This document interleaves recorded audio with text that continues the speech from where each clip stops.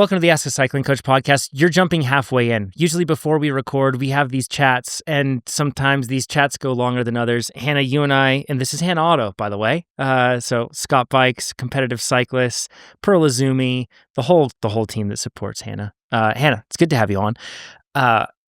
We were talking about training plans because here at TrainerRoad, it's no secret. We've been working on a lot of new things here.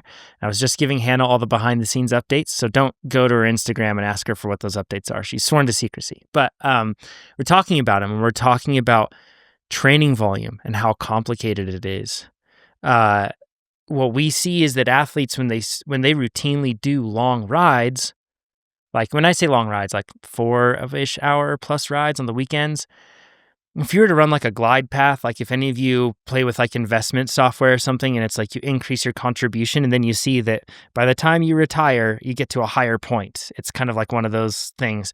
And if you were to look at that for athletes that routinely do long rides, not all of them, not Hannah's, not Sophia's and Melissa's and like all these, insanely good athletes, but the average folks, when you look at it, more often than not, when they do those long rides, they end up at a lower point by the end on their glide path.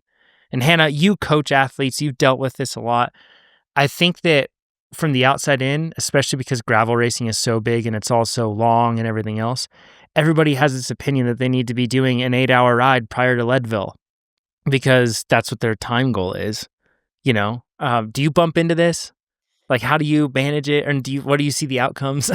This is like the hardest, most frustrating conversation. Maybe not most frustrating, but very difficult, delicate conversation as a coach. Because I think, as a coach, I'm balancing two things. One, I want you to line up the fittest and strongest you can be.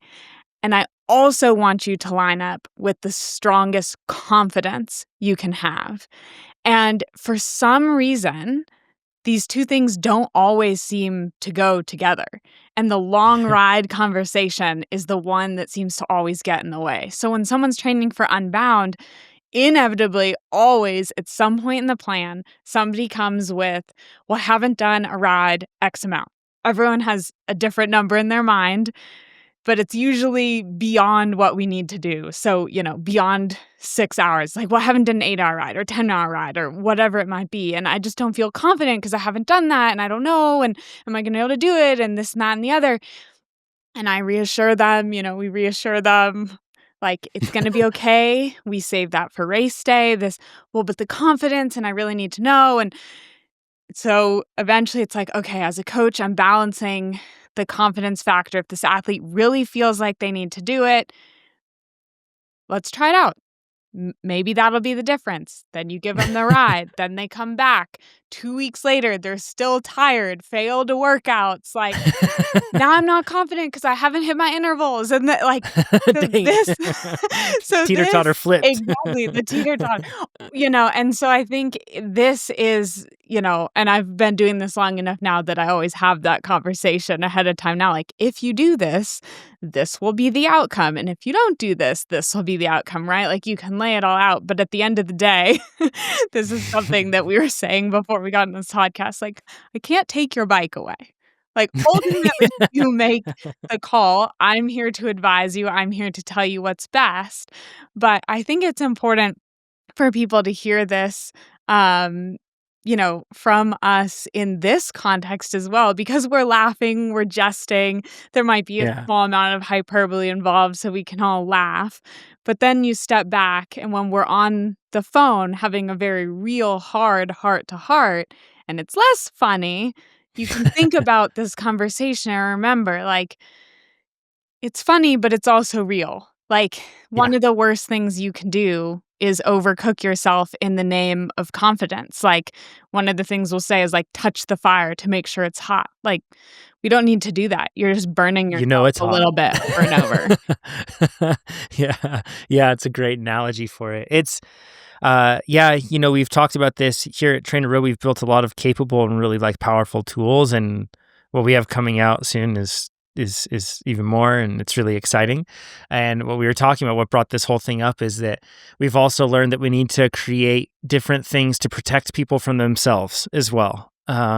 And if athletes ever have questions like this, and you have this burning desire and you want to ask somebody, we have a large selection of our customer support agents, which our customer support agents, we don't outsource anything. They're all individual, very focused, very intentional hires that we put a lot of attention on and then a lot of training. And a vast majority of them are certified coaches. And then a good portion of those athletes are extremely good athletes that are training with the product, have trained at a world-class level and gone to the Olympics even, like very...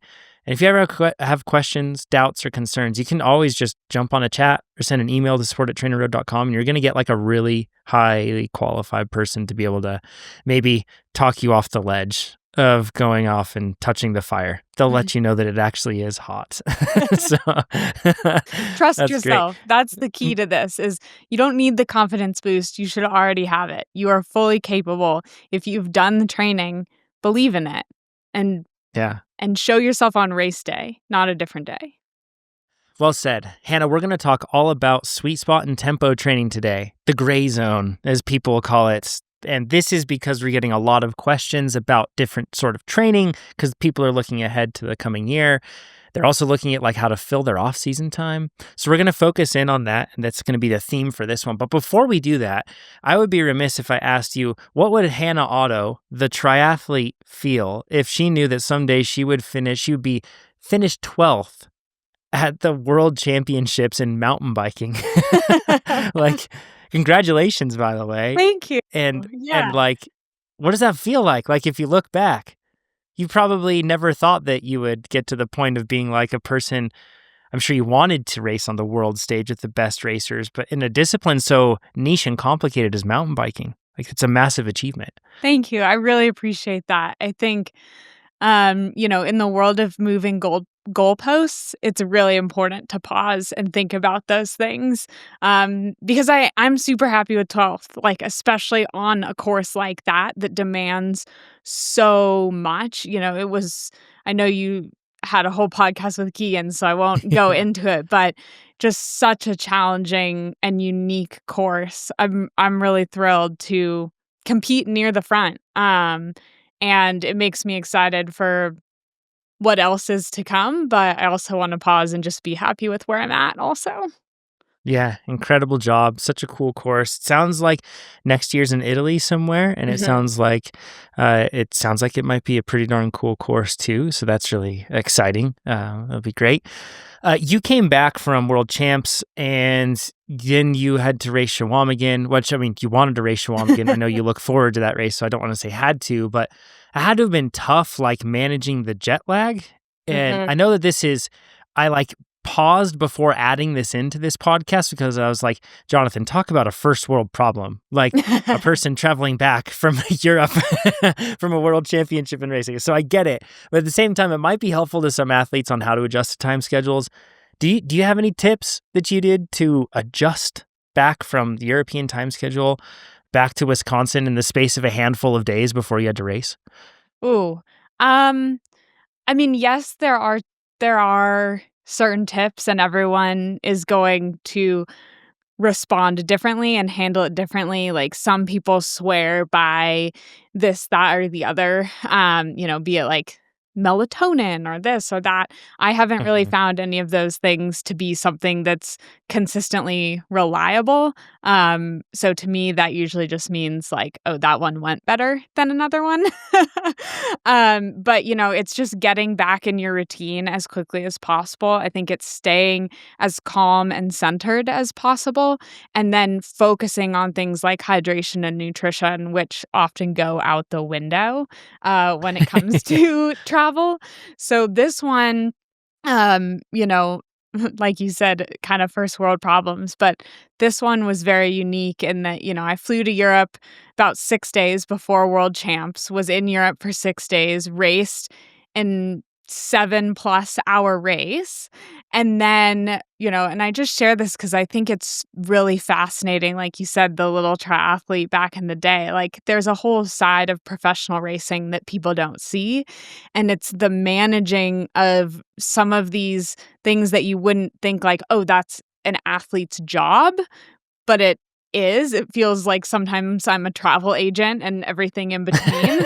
So you finish a 7-hour race, it's a point to point. So I drive almost 2 hours then back to the Airbnb because I'm staying at the start, pack up the bikes, pack up the suitcases. Now it's 8 o'clock. Now you're getting dinner. Then you're going straight to sleep. You're waking up the next day at 6 a.m. You're driving 3 hours to the airport. Our flight's delayed. That means we're going to miss our connection, which means we have to book a whole new trip, which means we add 6 hours to the itinerary, add a flight, get in at 2 a.m. All of our bags, both of our bikes, both of our bags are lost. The next race is 3 hours from the airport, which means they won't deliver the bags 3 hours away. They will ship the bags, which means if I do that, I ain't never seeing that bike before swimming.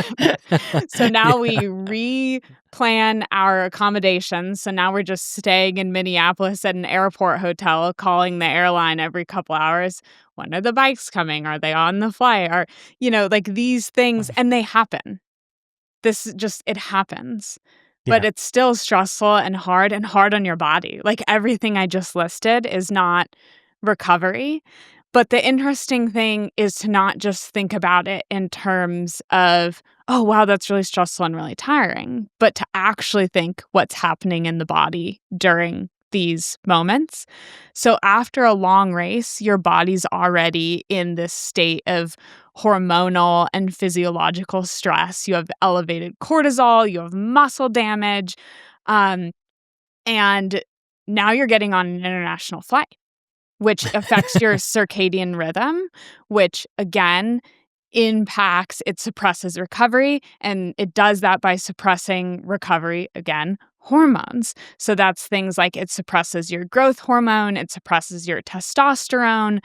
And these are things that, like I said, you're already in a state that is not optimal from your race, and now you're suppressing those hormones even further. And now you're trying to race again. And so everyone's going to respond differently, and everyone responds differently each and every time, especially women, because things like your menstrual cycle is also going to impact where your kind of baseline hormones are before the race and getting on the flight. Things like hydration status, all of these things are going to be different every time. And so there's a lot of different things you can do. There's a lot of different things I'm still learning. But I think the best thing you can do is every time you get on one of those international flights, think about where you're starting with. Am I starting with optimal hormonal levels, with optimal recovery levels, and go from there? If you're flying to a race, would not recommend doing your hardest workout the day before getting on a flight. It's a recipe for disaster, in my opinion. Yeah. You're in a very vulnerable state is another way to state it or to position this as well. I think that it's hard for a person like me in those situations where it's very easy to be stressed to step back and recognize that the stress is there, and me embracing that and adding on to it and growing it is not going to help me at all. Yeah. Instead, I need to step back and just think about what I can control, and then I can just focus on that and then just let the other stuff go. Because man, it'd be really easy to be stressed out in that situation. You mentioned that you weren't satisfied with like the finish that you had at Shawamigan. Some days are just tough, and it wasn't the day that you wanted. Mm-hmm.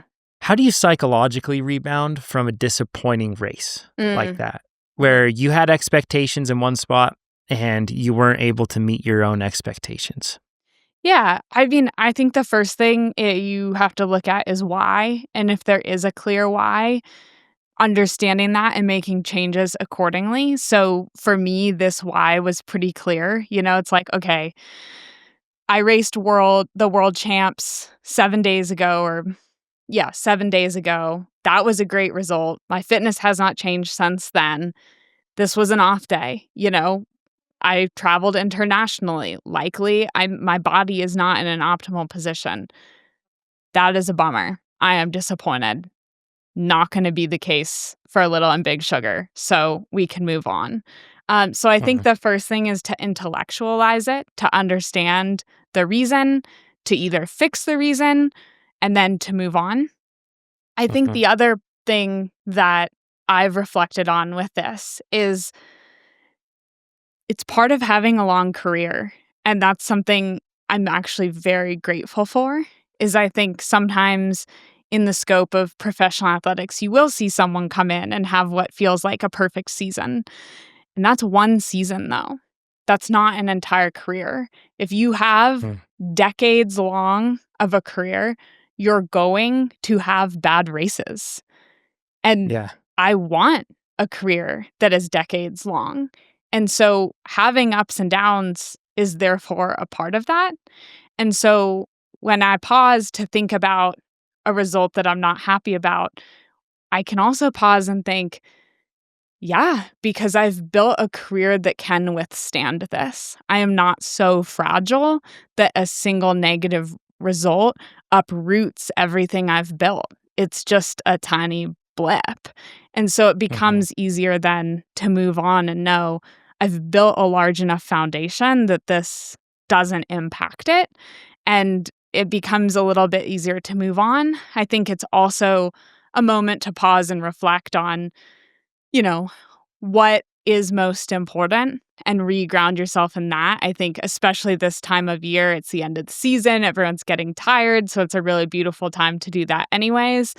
And it's funny because that happened at Shawmigan. I was disappointed. I came home. I took the necessary recovery. I reflected on all the things that I love about mountain biking. We were talking a little bit before the pod about like some of the things that I love to do for fun, like taking big bikes out and riding lifts and just injecting some of that joy and not becoming so hung up on one negative result. And what has happened? I've set all-time PRs in some of my most recent workouts. And it's just a reminder that sometimes like that joy and finding that true north again is what's going to help you reach that next peak. Yeah, well said. Are you doing anything specific to prep for the sugars? Riding lifts and finding joy also seems to work quite well. Yeah, I don't want to share all my secrets, but the thing that I think is valuable and I'm able to share at this point is that I think for these races in particular, the prep has been all year.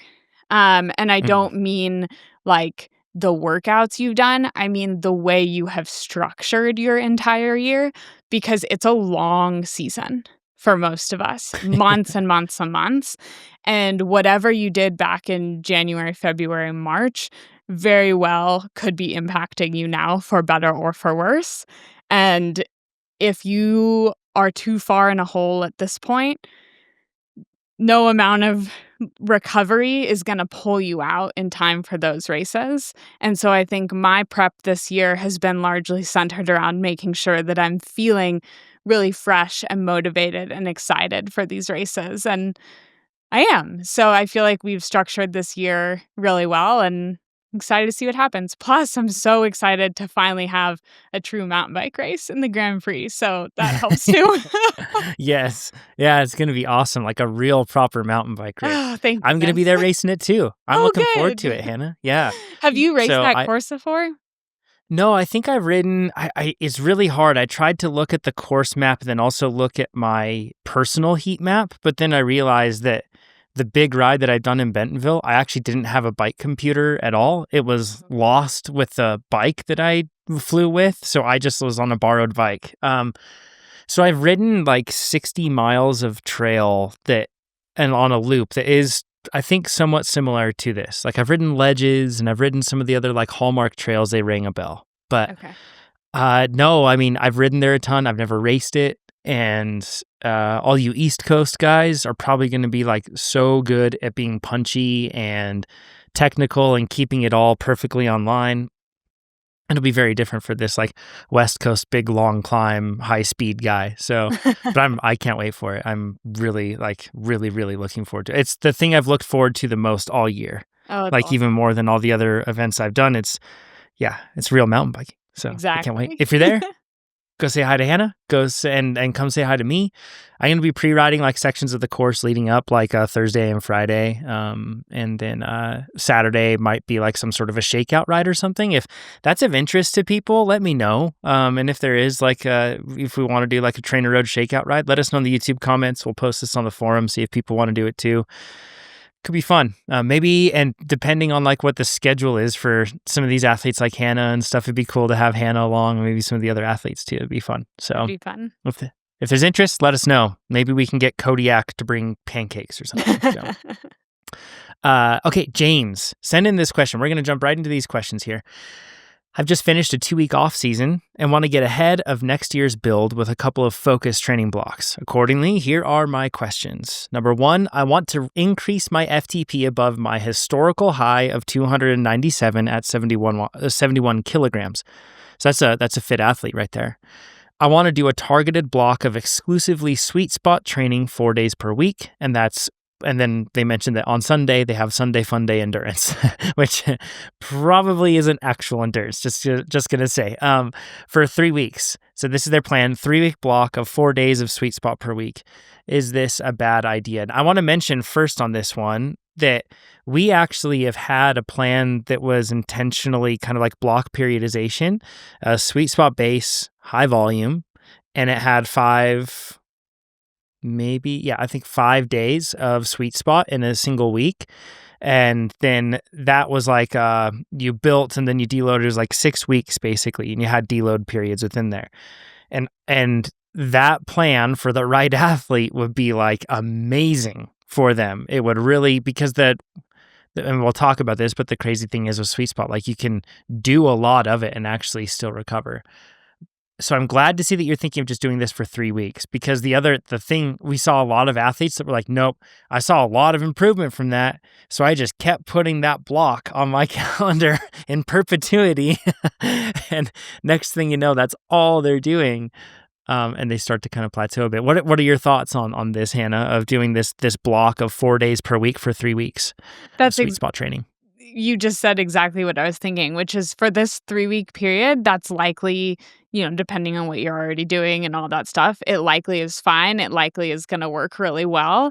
But if you continue onward, like indefinitely, that's either going to eventually incite too much fatigue, or it's just going to stall out gains, because it's going to eventually hit a point where your sweet spot efforts, if you did this forever, think about it, like eventually these sweet spot efforts would have to be hours in length, and that would eventually be too much.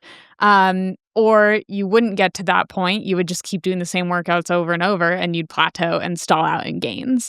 And so that's why we do follow a periodized approach over the course of a season, a year, a career, whatever your goals might be. So for 3 weeks, good. But I think the rest of their question will provide more information regarding like what's after that. Yeah, for sure. And this is probably a good opportunity to talk a little bit about like the why of sweet spot training. And there's going to be more questions behind it, but the whole concept, different people measure the sweet spot zone differently, and it's an overlap zone. It's like an additional layer that you can kind of consider on top of your normal zones. And it's a blend. It's the upper portion of tempo and the lower portion of threshold. Mm-hmm. At TrainerRoad, it's like, I think that we typically consider 88 to 94. And for some reason, I just got number confusion. That's something I absolutely know, and I might be wrong, and I apologize if so. But it's in that area when you can do efforts that they don't feel easy, but they also don't feel as like damaging as threshold workouts. Because threshold workouts, when you're doing like 15-minute intervals, 20-minute, even like 12-minute intervals, like those take a big toll, and they require a lot of recovery. We're kind of like at the highest traffic zone in terms of what's going on in our body when we're at threshold. Like there's a lot going on there, and it's tough for our body.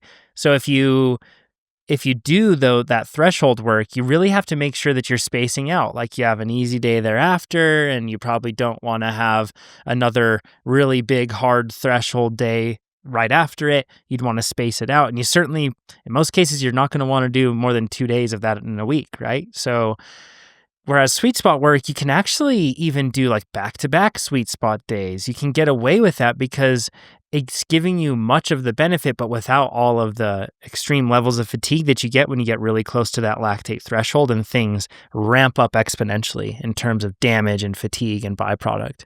So it's kind of this cool spot where you can get a really big ROI for the time that you're spending. It's labeled as the gray zone with this tempo to sweet spot. It's labeled as the gray zone by a lot of people, but I think that it's largely misunderstood. Where we see this gray zone thing happening is when athletes just go out and they just ride without intention. What we typically see is an intensity factor after around an hour of somewhere around the high 80s down around to 90. And that's just when you go out and you just ride like you want to ride. Maybe you chase hard up the climbs with your friends and sprint for some town signs and you're just ripping around. And that looks like you end up averaging around that high 80s zone usually. But that isn't the same thing as intentional interval work at this tempo to sweet spot zone. Hannah, we're going to kind of get into more questions on this thing here, but on the pros and kind of like why you do it. So we're going to delay that and jump into the other segments of this first question that we got from James. His question is, what's the best way to use TrainerRoad for this? For this sort of block, the suggestion that I was going to give, I don't think that you all have it yet. It's coming soon, which is exciting. But the best way probably to do it with production right now is for you to go on, and what you can do is you can either do a sweet spot plan and drop it down to like 3 or 4 days and just build one that's going to be like, 3 months long. You can do that, but that's probably not going to be the most dynamic and the best way to do it. Instead, what I would recommend, honestly, is using Train Now. And Train Now is kind of like a AI magic shuffle that you can use. That's like gonna like pick the right workout. And it's in different genres, and there's a genre called climbing within there, and that's going to be more like sustained work. There's climbing, attacking, and endurance. And for if you want to just do those climbing style workouts, most of them are probably going to be sweet spot, but pay attention. Some of them might be threshold in there. But that's kind of a good way to do it, honestly. If you're going to do 4 days per week, just space them out as much as you can too. I think that that's important. And I mean, well, actually, we'll get into this in, I guess, a little bit later. So let's go into question 3. What can I do to get extra benefit from this block? Low cadence, sauna, periodized low carb, or other? What would you suggest if they want to raise their FTP? They're doing this sweet spot block, Hannah. What would you recommend for them to, I guess, get some marginal gains on top of this? Yeah. I'm not saying any of those things are wrong. I think done right, some of those things can be very helpful. The problem is most people won't do any of those completely right. And those things are, like when you get into the marginal gains, they are already marginal. So you have to do them exactly the right way to get that marginal gain. And to do them exactly the right way often is such a heavy lift, takes so much mental and physical energy that for a lot of people, it cancels out that marginal gain. So not saying these things are wrong, but in my opinion, this would be way too much. You also want to think about when you're doing this sweet spot block. It really should be during your base build phase.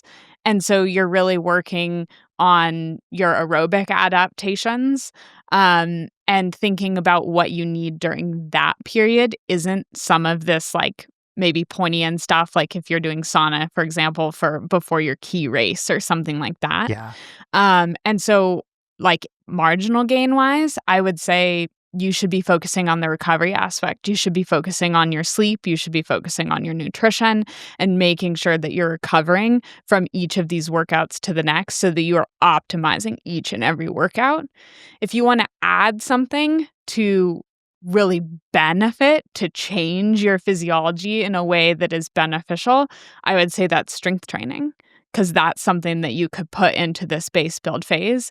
But again, you have to be really smart about it. You have to make sure that that isn't just an add-on. You have to make space for that, whether that's maybe cutting it down from 4 sweet spot workouts a week to 3, or just having the capacity to create more time and space for recovery as well. Yeah, couldn't agree more. Periodized low carb, I think, is a really bad idea for this. Like, if anything, you just want to be high carb and plenty of calories. If your goal is just to raise your power for now with this block, like last thing you want to do is err on the side of restriction in any way. Sauna is also not going to help you. That should be like a performance thing that you're looking to get like a little nth degree sort of a thing leading into an event. And it's not going to help you train. It will just make it harder for you to recover. Low cadence, actually, though, I do think that there could be something to that. It does. I believe the research on this is that it shows that it can accelerate or increase the whole process of fiber type recomposition, where you can make your body a bit more efficient in terms of substrate utilization. Use a bit more slow twitch instead of just the fast twitch stuff. But like Hannah said, I think strength training is probably the best way, and just don't skimp on carbs. I'm going to have like the best way to do this with TrainerRoad, by the way. I don't know why I didn't say this earlier before, but we literally designed something for this. You can do a plan and just say, my goal is to raise my FTP. And you'll see that when you do this, it's not just going to give you sweet spot work, because that's probably not the best way to go about raising your FTP, just doing one specific zone. Instead, it's raising your threshold in particular involves you pushing up from the floor and pulling up from the ceiling. And pushing up from the floor looks like sub-threshold work. Pulling up from the ceiling looks like supra-threshold work. So that's going to be threshold over-unders up to VO2 max and even some anaerobic work. So when you're targeting increasing your FTP, the plan is going to take care of all that stuff. Then you can just make it say you want to train 4 days, and boom, you've got it. And it's going to be like a much better solution. All that said, let's play along and let's play fun with this like a sweet spot concept. They've asked the question, how long of a rest should I take after this block? And this is the same thing, like, if you're going to do, you can set this duration of like, I want to raise my FTP to be a custom duration, or just 1 month, 2 months, 3 months, whatever it is. It's really easy to select it. And in this concept of like block periodization, I think it is important to take some rest. What would you say, Hannah, in this case? It's funny because the way that question is phrased, I almost went back and like felt differently about so the answer is yes, you need to take rest. Like that's part of this periodized like cycle. Is some people do 4 weeks on, 1 week easy, 3 weeks on, 1 week easy. Everyone, like, depending on what you do. So the short answer to this question is a 1 week recovery week at probably about 60% of the volume that you usually do. That is like the surface level answer to this question. The way it's phrased could just be happenstance, but I'm still going to take advantage of that to answer, which is, if you are finishing this 3 week block desperate for a rest, like asking how long of a rest should I take is different than the way I want this question to be phrased is, what does my recovery week look like? Because that's implying we're recovering, but we're still riding. We're still, moving on the bike. How long of a rest almost sounds to me like this person is, I'm going to do 3 weeks and then I'm going to hang it up. And I'm going to relax, and I'm going to think about all the gains that I made. And when I hear that, I think, ooh, maybe those 3 weeks were way too much. Like, I don't want you reaching the end of those 3 weeks feeling like it's time for an off season. I want you reaching the end of those 3 weeks feeling a little bit tired, thinking, I want to keep going. I don't really need this recovery week, but then being disciplined enough to take it anyways. Yeah, that's a really, really good point. Last week, I actually had this thought 2 weeks ago about recovery weeks and if they have terrible branding and PR. I think that some people call them rest weeks or recovery weeks, and some people are very pedantic about the differences between the two, and they'll say that a rest week is actually full rest. It's not being on the bike. A recovery week is still being on the bike. I think that we should rephrase, using that terminology, we should rephrase recovery weeks and we should rebrand them to endurance weeks. Like, I think that, look at from the metaphor of a building and having a foundation. That foundation is your aerobic endurance, and everything you build on top of that is all the higher stuff, the more specific stuff.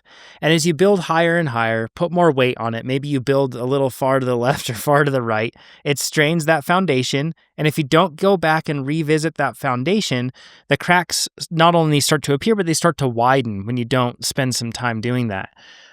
And I think that if we rephrased those recovery weeks to be endurance revisiting weeks or foundation weeks or something, you would go back and what you would see is not a bunch of workouts where it's not important if I do them or not.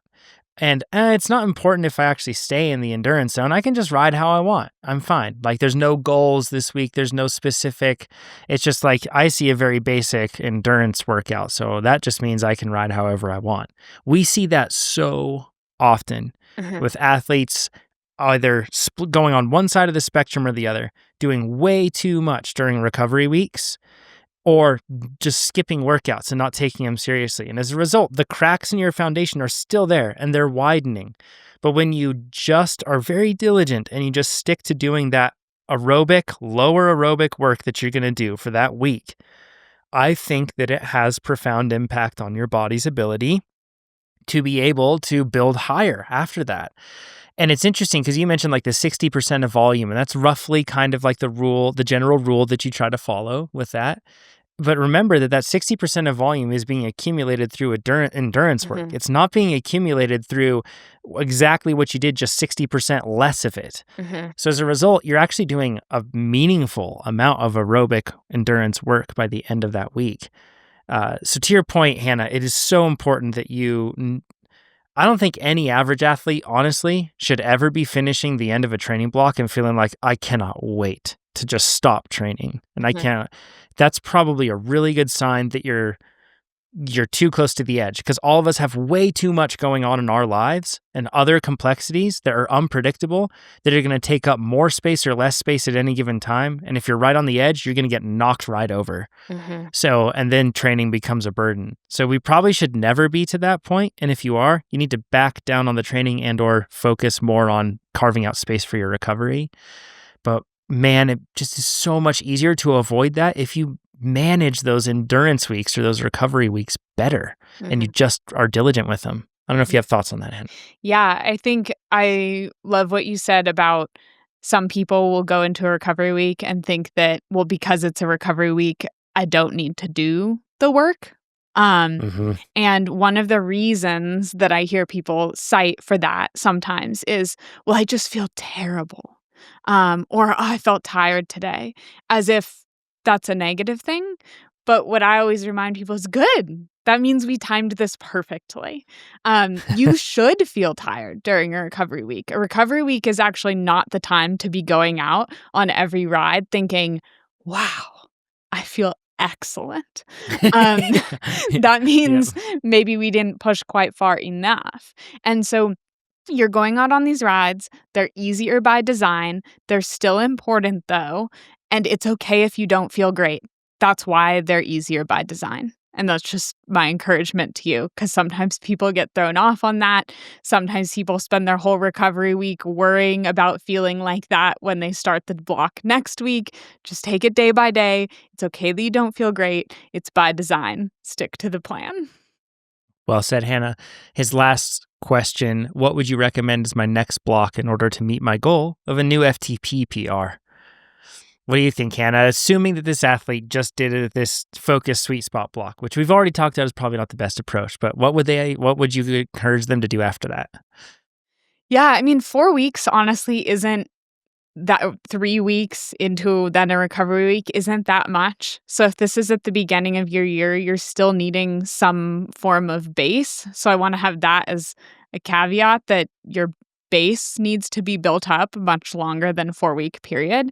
But if we're purely talking about what do I now need in order to raise an FTP? The answer is you need more than just sweet spot. You touched on this earlier, is FTP is built from pushing up from below and pulling up from above.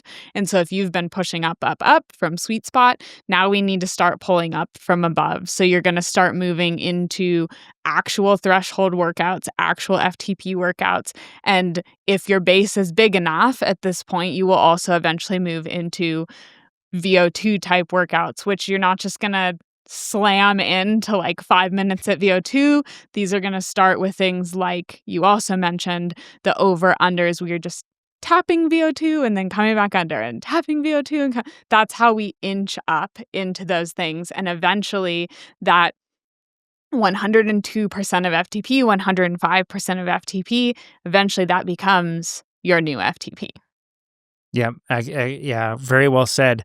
If you're going to use this like TrainerRoad to guide this, like I said, number one thing, use the option to increase your FTP instead of doing the sweet spot block. Then thereafter, I think a great compliment if you take this like recovery thing and you keep it short, and this is prior to you actually getting into a proper base, build, and specialty periodized plan. After that, do the kind of same thing you did for increasing FTP, but select get faster at climbing as like your goal, because then what that's going to do is that's going to focus on having you at like sustaining higher percentages of your threshold. You're going to be at threshold and slightly above your threshold, like tipping up into that VO2 area. You do those things and that's going to really help. And then if you are following this approach, then I would suggest that you do take an easy week. And then thereafter, that's when you want to get into proper base training, that sort of a thing. It's kind of like what you're doing is you're coming in and stacking the deck. I see what you're doing here is you're thinking like, if I go in and I just put my favorite card right where it needs to be, then it's going to get flipped over at the right time. So you're sneaking that in before you actually start the training. And it's kind of a fun way to do it. And if you have the motivation and you have the space in your life and everything else, I think it's a great approach to kind of do these like little focused things in between starting off your longer build in December or January, whatever you do. So we built out that new feature too to be really helpful in these scenarios so that if you have a specific goal, you can train for it and you can keep it short. So I think it'd be really fun to try that approach. Okay, Byron's question. Hey coaches, thanks for the weekly pod. I'm a big sweet spot training fan. After years of time crunch training, it has become my secret weapon to get a lot of bang for my buck, just like what we talked about earlier. With some people not considering it to be an official training zone, I wonder how many professionals do sweet spot training during a threshold workout, but just call it threshold. Is it as valuable for pros as it is for us punters? Yeah. Hannah, how often do you, I know some athletes, Keegan famously does like a lot of work around this zone and has over the years, but it's also like, it's not like the only thing he does and he and Jim are constantly adjusting what he's doing. So don't go thinking it's all the same. Some athletes are really known for it. Other athletes, they kind of don't talk about it. What are your thoughts on sweet spot training for professionals versus amateurs? Yeah, I mean, like you said, everyone's different. I do think most professionals, at least in the endurance space, are using sweet spot. We might use it slightly differently. I think a lot of amateurs are going to use sweet spot, as Byron mentioned, as a time crunched form of training, which is an excellent way to use it. You know, if you only have an hour and a half, getting some sweet spot intervals in there is going to be way more valuable in many cases than just an aerobic building ride. For us, we aren't time crunched, so we can go and we can get the benefits of a 5-6 hour aerobic building day. And so then sweet spot takes on a different meaning and a different importance in our training. I think a lot of the time pros will use it as more of a fatigue resistance building tool. So they might put it into that 5 or 6 hour day. You know, 5 by 10 minute sweet spot intervals probably isn't going to do a ton for most high level professionals, but putting it into an already long ride with some long periods of sweet spot, that can be valuable.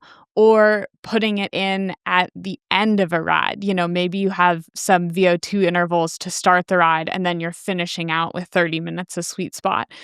So I think from a professional standpoint, a lot of us, we're kind of using it in the same way to like bolster this ride that otherwise wouldn't be quite as hard, but different because we have the bandwidth and the time to extend into those aerobic rides. So we're using it to make those rides harder. I think that makes sense. Yeah. Okay, good. Yeah, it makes perfect sense. And it's also really race specific for the sort of racing that you do. A lot of the moments in which this field really gets split apart, it seems like, you know, there'll be an attack or something, but then you've got to settle in at sweet spot and be able to hold that. And if it's a zone that you just are totally unfamiliar with in your riding, then it's really tough. And that's why it makes so much sense with what Hannah's talking about with them. Because Hannah's not out there going for just like, I want to like PR and have like a great day. Hannah's like, I want to I want to fight for the podium, and that's where I want to be. So, and she's doing that against world-class athletes, and that's why they're going to be doing these things that might risk a lot higher fatigue for us amateurs of doing that at the end of rides. But for them, it's really race specific.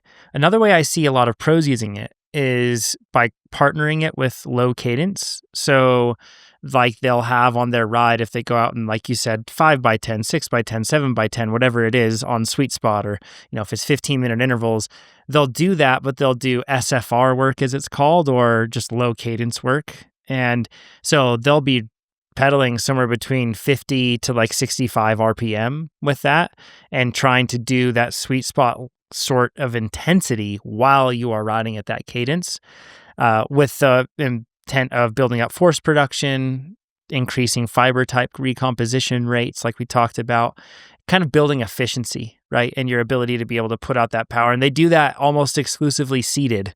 Like the point isn't to get out of the saddle with that, but it's to be like seated. And, you don't want to just be pedaling with your ears while you're doing that. It's to build that strong foundation.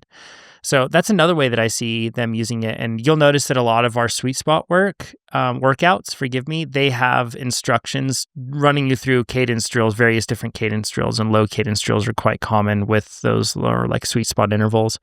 I think it's a great way to kind of get a little bit more. And yeah, I see almost all the pros in that gravel space using it very often. You don't see it as much, I think, with athletes that are doing XCO style racing, right? Because you're already filling it up with so much VO2 work. Like your training is probably going to be a bit more polarized in that sense, because you have to do so much high intensity work for a lot of them. And you'll see that even like in our cross country Olympic plans, is that you're going to have a lot of high intensity work and endurance work, and you're not going to see as much stuff in the middle. But for all of you, it seems pretty common. So do you like doing it, Hannah? Or is it a dreaded workout format for you, or zone for you? Oh, I like it. Yeah. Yeah. I mean, yeah, I enjoy long rides in general. So these usually show up in the longer rides. So they kind of go together. Yeah.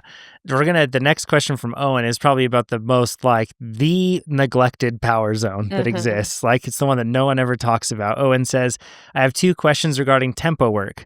Number 1, why is it so rarely prescribed, I think would be the term, but it's prescribed in most training plans?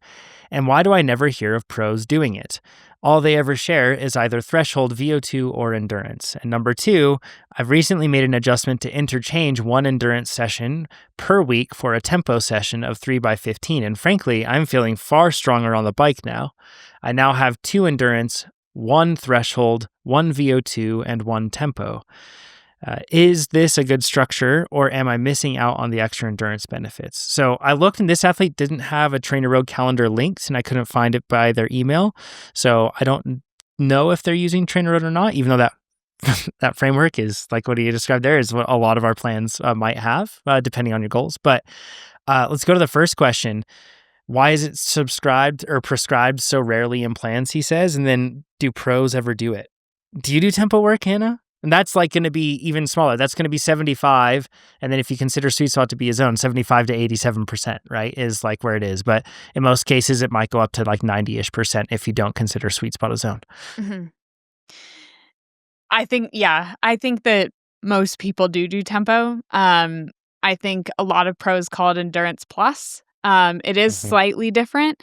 Like, I think endurance plus, a lot of people will call 70 to 80%, and tempo is more like 76 to 88%. Everyone's going to view that slightly differently, but there's an overlap, obviously, in those 2 things. So when you hear pros saying endurance plus, you could also insert that's probably more of a tempo ride. So that just means a higher intensity, more focused, long endurance ride. I think pros are doing this during the base training season. But like I said, that's what they're calling endurance plus. So they're doing it for hours at a time. Something like your 3x15, that's a great session. Like, I prescribe that session to athletes that I coach. But at the very highest level, that's probably not enough to incite gains in the higher level pros. And so tempo being a lower intensity just means for us, we have to do it for longer periods of time. So it's not as obvious when you look at a power file on Strava or something like that. Yeah. This is also a spot, like you mentioned, being able to do it consistently. Tempo is like a good spot to fill in for athletes that are going to have racing that isn't going to be very off on dynamic, sort of like really hard and high intense stuff. Tempo is oddly race specific for a lot of the intensity that you hold throughout the day, because in between the lulls, I shouldn't say the lulls, but in between the hard moments, you tend to ride around tempo. It feels like the intensity that is like, it's never easy, but it's also never hard. Until you hold it for a really long time, and then suddenly it feels really hard. So like, I call it frog boiling, pardon the term. But it's like those long endurance plus or tempo rides, in my experience, are just money makers for us time constrained athletes. You'll notice that a lot of the endurance work that we have in TrainerRoad, like you'll start out low in endurance, and over time it'll just like pick up in intensity until you're spending that 90 minutes at this 74% or something, and you're right in that spot where suddenly you feel like you can hold that and you're just fine. And it's, if you're an athlete that cares about average speed, like this is like the best way to have a fast average speed, is just to ride endurance plus all day. And that means that like you hold that power on the downs, you hold it through the rollers, and you hold it on the climbs. It means you go slower on the climbs, but man, it makes you just carry speed all day. It's like my favorite, absolute favorite type of riding. That's my favorite type, is just, you can go out, do a big day, hold that power, and you're just like a freight train. Like, you can carry some serious speed. It is effective. It's not as effective in terms of like, granted, you can do it longer than sweet spot, but boy, in terms of time effectiveness, it's nowhere near as effective for what you can get for aerobic gains and returns.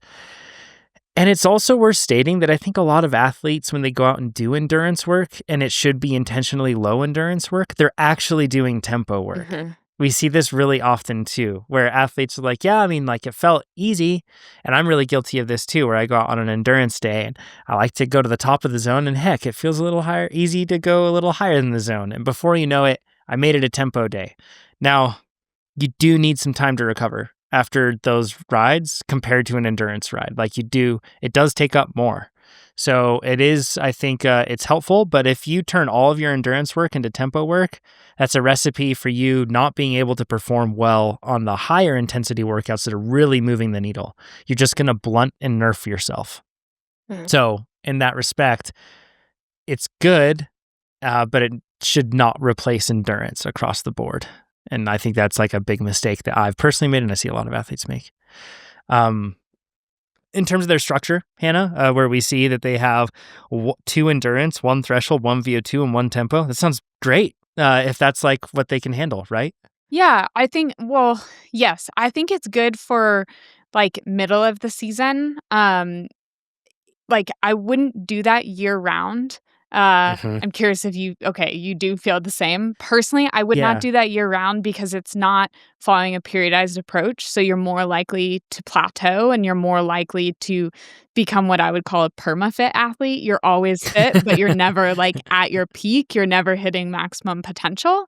But I think that's a great structure for, you've already done base, you've already done build, you've already done specificity. Now we're racing, every 4 weeks or something like that, where you can get in some training in between those races and still make gains, but we're not going to go back through a whole like mesocycle or something like that. And so I think that's a great way to maintain and make small movements forward. Yeah, completely agree. If you're going to, this is just a very basic thing, and I'm just going to run through what it would look like if an athlete is going to be using TrainerRoad and going through a whole mesocycle, like what Hannah was just talking about there. And this is going to be like, again, every workout is going to adapt to you, and it's going to be different, and it's going to be unique. And Also, like what you get might not be the same thing that your friend gets in terms of even the periodization because you are two different athletes, but it'll definitely be different than your friend in terms of what they will be getting for their workouts because, again, you're very different athletes. So I'm actually just going to kind of like build something up and we'll look at it on screen here. And Hannah, I'm sorry, you won't be able to see it right now, but let's just say that I wanted to get faster for group rides and that's what I wanted to do. And I was going to build out a plan. If I build that out, it'll give me the option of picking how many days I want to train. So in this case, if we're going to do 5 days, I'll look at what 5 days would look like. But then to Hannah's point, it evolves and changes over the year. So mine recommends 6 days. So I'm just going to go with 6 and we'll just look at it right now. This is just using my account. But we're going to look at the different types of training you do when you do base and then when you do build and then when you do specialty and how it changes up. So during the base phase, in this case, it's recommending that I do a for me right now with where I'm at in my training, sweet spot day, endurance day, sweet spot, endurance, and then a threshold day and then an endurance. And that's what my base building is like, right? And then when I go into the build phase, it changes. Remember, my goal is to get faster for group rides. So that means punchy stuff. So in this case, it has me doing VO2 max and then endurance, then anaerobic, then endurance, and then threshold and endurance. So like we swapped up that sweet spot work for the higher intensity work, but we still have the threshold. In this case, it's threshold over unders, which makes a lot of sense for group rides because that is a breakaway. Like, that's what they are. They're threshold over unders. And then on the specialty side of things, it replaces that threshold day with a VO2 max day of like mixed intervals. And what those typically look like is a mix of like surges and then also like kind of some blend between this like high threshold, low VO2 sort of work too. It's kind of like a mix and it's very race specific. So it has me doing anaerobic work, endurance, VO2 max attacks. So those look like attack. Then after that, hold at your threshold for a little bit.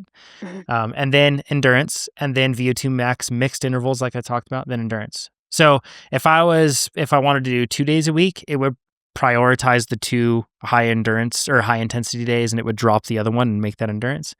But to Hannah's point, if you just do that same exact framework and you did that all year, you'll plateau. Like you need to periodize it. So that's a good example of how it periodizes over time for people. So yeah, super interesting. And yeah, tempo. It's a poor tempo. It needs better PR too. So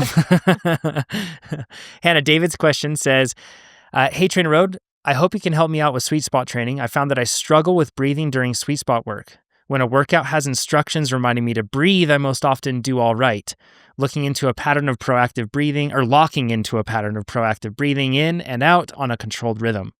But when I don't pay attention or zone out, I find my breathing rate gets out of control quickly, and then the interval feels like lactate threshold. Is there anything you've done to train correct breathing patterns? Should I do box breathing, get a breath training mask, practice underwater breath holds? So I should note that every one of those increased in the number of question marks they had at the end.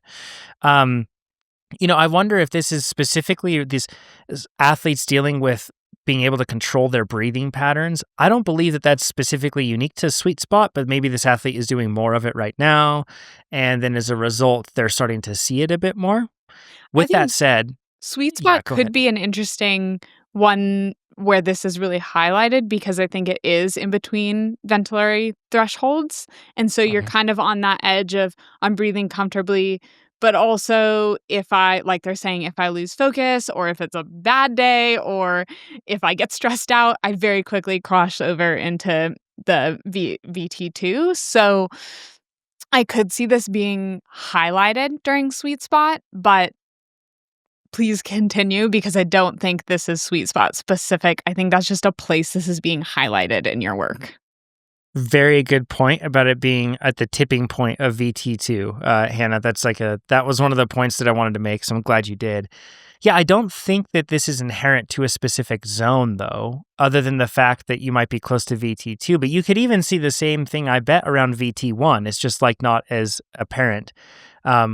This is something that I do think really helps, and I find myself particularly during the base phase, if I take time off, I have to go back into training and remind myself how to breathe. And Mm.